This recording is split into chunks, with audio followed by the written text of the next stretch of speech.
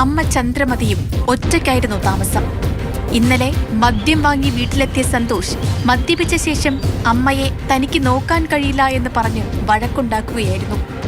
7:30 വീട്ടിലുണ്ടായിരുന്ന വെട്ടുകത്തിയെടുത്ത് ചന്ദ്രമതിയെ വെട്ടിപ്പരിക്കേൽപ്പിച്ചു. പിന്നീട് സന്തോഷ് മുറിയിൽ പോയി കിടന്നു. തലയ്ക്കും താടിക്കും ഗുരുതരമായി പരിക്കേറ്റ ചന്ദ്രമതി ഇതിനിടെ രക്തം വാർന്ന് അവശനിലയിലായി. അല്പസമയത്തിനുശേഷം സന്തോഷ് തന്നെയാണ് പേരാമംഗലം പോലീസിനെ വിളിച്ച് വിവരമറിയിച്ചത്. പോലീസ് ആംബുലൻസ് എത്തിച്ച് ചന്ദ്രമതിയെ തൃശൂർ മെഡിക്കൽ കോളേജ് ആശുപത്രിയിലേക്ക് എത്തിച്ചുവെങ്കിലും പുലർച്ചെ 2 മണിയോടെ മരിച്ചു. മകനും അമ്മയും തമ്മിൽ നേരത്തെ തർക്കങ്ങളുണ്ടായിരുന്നതായി അറിയില്ല എന്നാണ് പ്രദേശവാസികൾ പറയുന്നത്. സെക്യൂരിറ്റി ജീവനക്കാരനായ മകൻ സന്തോഷിനെ വീട്ടിൽ നിന്ന് തന്നെ പോലീസ് കസ്റ്റഡിയിലെടുത്തു. എടക്കളത്തൂരിൽ 1 വർഷത്തോളമായി വാടകയ്ക്കായിരുന്നു കുടുംബം താമസിച്ചിരുന്നത്.